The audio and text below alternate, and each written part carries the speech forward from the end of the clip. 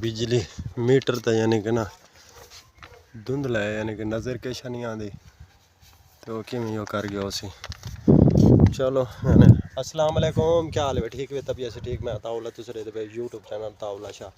metre दे पे सो रोला ये बन गया साढ़ा, यानी कि बिजली का यानी कि बिल आया घर का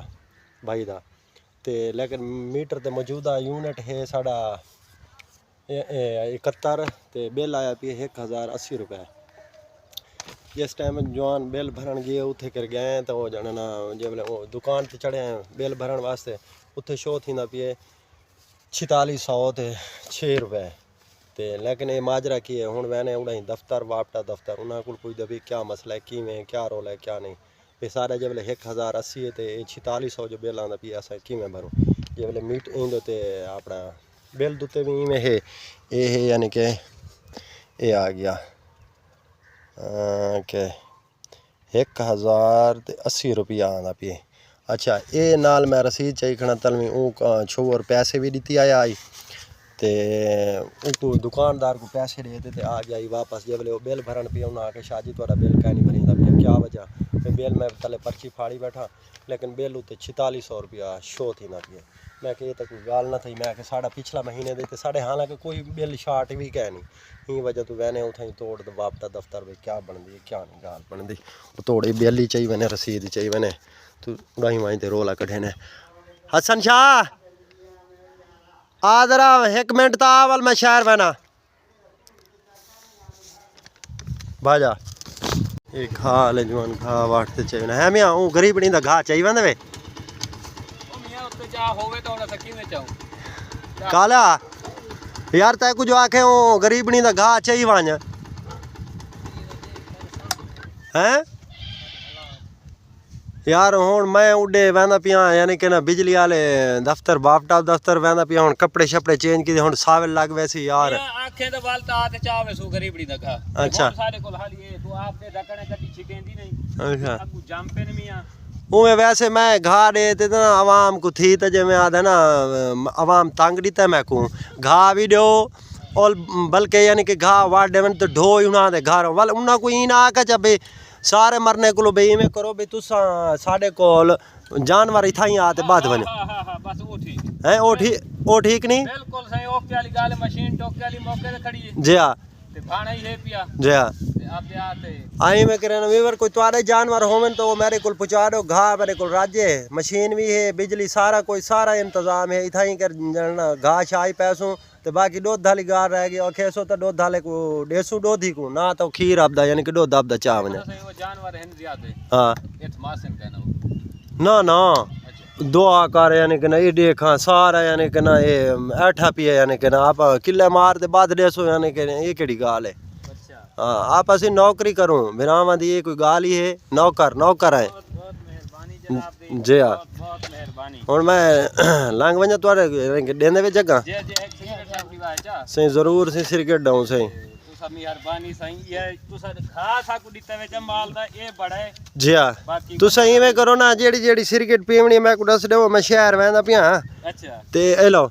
सिरकेट गिनो ते मैं डंडे घेन ते रखी आसा ठीक है ते बावली थाई सिरकेट पीती रखा है ते वाल बैठे रहे वाल भी आके बावल दुआ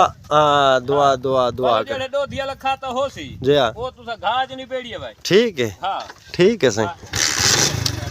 ठीक है हैं हाँ ओ वाल जे वाले वैसो ना ओ वाल वहां का मुंडी जाल तले बासु त लेखा करे सो मैं ठीक है यानी कि ना मैं दुआ करे मैं भी ठीक ओए बंद थी गया मोटरसाइकिल ही या अल्लाह खैर हालत ये है जै को आदन घाई दीते से ओ आदन बल्कि सारे घर भी पहुँचाओ मैं के वालों दे कुल जानवर इथाई कर खड़ाओ जाओ ठीक है अल्लाह खैर करे बस हुन पूछते हैं दफ्तर वाला नाल करे ने गाल भाई क्या यानी कि ना साढ़े नाल तुसा की देवे धोखा अल्लाह तो को ओ बर्बाद करे अल्लाह तो को चावे ओ अल्लाह चावे वंजो मदीने ते वापस ना आओ वो वैने उन्हें को आदे खुदा दा नाम मान गिनो असां तो गरीब बंदे ते जेड़ा 4600 बिल आया भी साढ़े नाल इतना धोखा ही करींदा है हुन उत्थे दफ्तर पुछूं तो कोई हाल हवेला थी सी रोड ते नहर दे नाल कि बारों बार वेंदे पे मैं कि चलो नहर नाल वञूं मॉल ले दे वञूं क्या बात है ज़बरदस्त नहर बिल्कुल सुक्की पई है पानी विच बिल्कुल मैला मैला मैला काला धूं है पानी ट्रैक्टरां दा भी असां साइड ते थी वञूं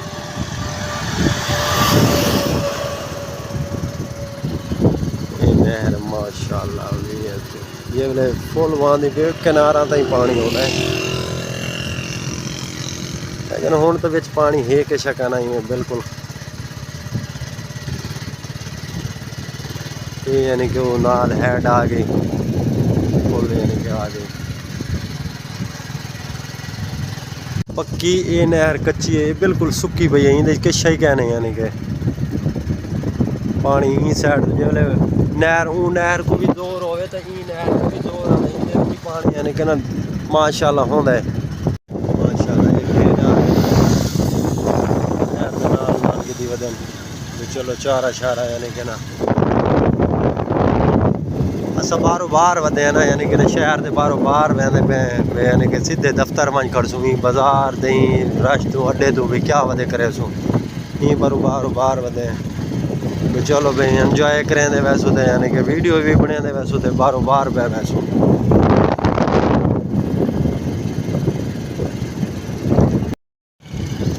ये आ पुजे बिजली यानी कि दफ्तर बिजली महकमा दफ्तर हूँ अंदर वञो तो पता लगे क्या है अल्लाह करे बंदा मिल वञे सही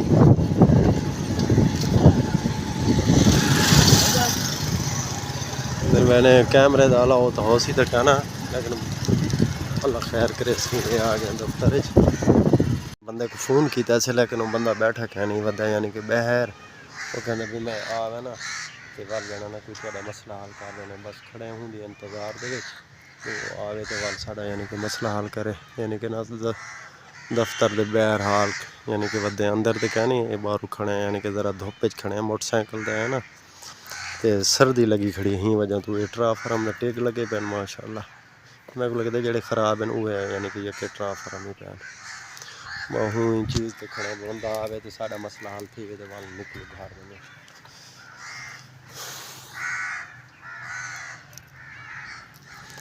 अल्लाह खैर करे सी आमन करे सी अल्लाह बेहतरी करे सी लेकिन जेड़ा सारा जाना नाल ऐसा होंदी इंतज़ार करने बंदे तो ढेर बैठे लेकिन उन्होंने नाल वाकिफ है कहना जेड़ा वाकिफ है वो बंदे नाल चलो गई गाल बात साड़ी थी वैसी ये चीज़ है